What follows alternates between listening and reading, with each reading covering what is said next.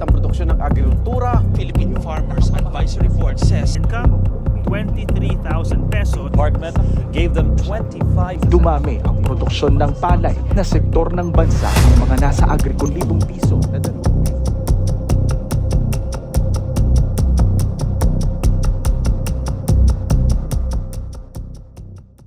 Sa loob ng halos 65 taon, patuloy pa rin nagiging problema sa Pilipinas ang land ownership sa pagitan ng mga may-ari ng lupa at mga magsasakang walang sariling lupa. From the 1970s up until the present day, there's been a big revolution on the policies implemented by different presidents for the past several decades. But why is land ownership still a big problem in our society? A lot of presidents have been trying to resolve the unending problem of land ownership. But was it achieved through different policies with a specific goal? Or is it a continuous dilemma that our country has been facing ever since? They have proclaimed martial law in accordance with the Let's start with Ferdinand E. Marcos Sr.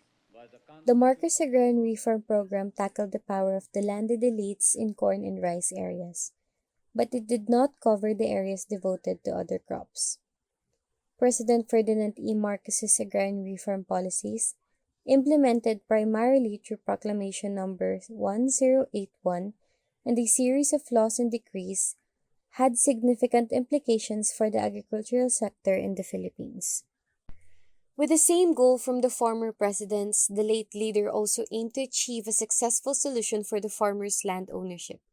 However, the implemented policies face a lot of challenges that led to its unresolved issue. Marcos's policy has a narrow scope. Presidential Decree Number 27 of 1972 restricted land reform to tenanted rice and corn lands and set a 7-hectare retention limit for landowners. While this might have benefited some tenants, it did not address land reform in any other important agricultural sectors, such as sugar, coconut, or fruit plantations which were owned by a small number of large landowners. Lack of support, corruption, mismanagement, and the rising chaos within the owners and the tenants were some of the challenges the senior Marcos faced during his regime. Now let's look at another president who has implemented her policies that tried to solve the land dilemma. Aquino's agrarian reform policies marked a transition for Marcos's era policies and sought to address many of the unresolved issues of the land reform program, especially focusing on broader, more comprehensive goals and a more inclusive approach. But a power that must have been Aquino's Agrarian Reform Law, Republic Act No. 6657 of 1988, provided a comprehensive legal framework for land redistribution and established clear procedures for land acquisition, distribution, and support services for farmers. It aimed for a comprehensive reform that extended land redistribution to include plantations, public lands, and even the coconut industry. Executive Orders No. 228 and 229 in 1987 ordered to give full ownership to farmer beneficiaries under Presidential Decree No. 27, addressed land valuation, and set up mechanisms for the smooth implementation of CARP, Aquino's a comprehensive agrarian reform program. While Aquino's program focused on providing support services, the actual implementation of these services were inconsistent. Farmers, especially those in remote areas, often face challenges in accessing credit, technical assistance, and market access. Have you ever heard about the agrarian reforms during the administration of President Fidel V. Ramos? His government set around 5 reforms in order to uplift the lives of small farmers. But as often happens with big plans, the reality was complicated. The Executive Order No. 363 from 1999 aimed to keep agricultural land in the hands of farmers for food production, stopping it from being converted into industries or housing. However, influential landowners still found ways around them, often getting local approvals to reclassify the land for commercial use. In the end, farmland was still being lost, leaving small farmers with fewer opportunities. There was also the Republic Act No. 8532 in 1998, or the Agrarian Reform Fund Bill, which gave a huge 50 billion peso boost to the agrarian reform program, extending it by another 10 years. However, most of the funds only went to land purchase, leaving little left over for essential services like training, access to credit, and tools. To make the story short, while these reforms under the leadership of Ramos were a step forward, the lack of enforcement and support services left many farmers still waiting for the change that they had hoped for. Did you know? Even with a short administrative term, former President Joseph E. Estrada initiated the enactment of Executive Order Number 151 on September 1999, or also known as the Farmers Trust Fund.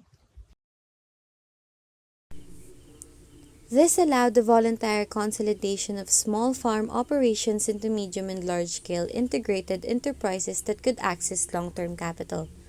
And at the time, a huge fund was allocated to agricultural programs. During his administration, he launched the Magkabalikat para sa kaunlarang agraryo o Magkasaka. The Department of Agrarian Reform forged into joint ventures with private investors in the agrarian sector to make farmer beneficiaries competitive. However, the Estrada administration was short-lived. The masses who put him into office demanded his dismissal. Aiming to meet the objectives of equity, capability, and sustainability, the Estrada administration implemented the Comprehensive Agrarian Reform Program or CARP by integrating land tenure improvement and program beneficiaries development to build farmers' capacities at claim making, further stimulating the empowerment of the farmers and ensures that the land transferred with means will make its new owners productive and competitive in a globalizing environment. During President Gloria Macapagal Arroyo's term from 2000 to 2010, the Agrarian Reform Program was anchored to the vision to make the countryside economically viable for the Filipino family by building a partnership and promoting social equity and new economic opportunities towards lasting peace and sustainable rural development. Several projects were implemented during Arroyo's term. First, the Department of Agrarian Reform, also known as DAR, will aid CARP and improve the land tenure system through land distribution and leasehold. Additionally, the DAR will transform the agrarian reform communities, an area focused on integrated delivery of support services, into rural economic zones that help create job opportunities on the countryside. The Kalahi Agrarian Reform, or KAR, are zones that consist of one or more municipalities combined together to achieve greater agro-productivity. Essentially, the administration promoted agrarian justice, but despite some progress, Arroyo's policies fell short in addressing the farmers' core issues.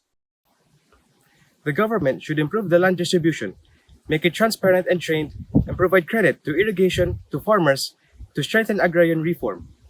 It should be a foundation to strengthen protections against displacement and corruption. The administration of President Benigno Aquino III, however, contrary to expectations, has one of the poorest performances of CARP in the country's agrarian reform history. Several sources state that, while the remaining undistributed land are extremely contentious, the administration has lacked the will to continue. The government offered DAR employees early retirement, which was interpreted by them to be a sign that there is a plan to phase out the program. In addition, the DAR created layers of requirements that only caused more confusion. According to the DAR's reports on its activities, the Aquino administration distributed only 107,813.48 hectares each year on average, compared to the redistributions by his mother and Ramos, which reached more than 140,000 and 300,000 hectares respectively. This negative picture of CARP implementation is caused by an ineffective and unconcerned bureaucracy, an obstinate secretary, budget cuts, and anti-agrarian reform forces that block land redistribution. Under President Rodrigo Duterte, the government took bold steps to help improve the lives of Filipino farmers. His administration launched an aggressive land reform program to address poverty and landlessness in the countryside.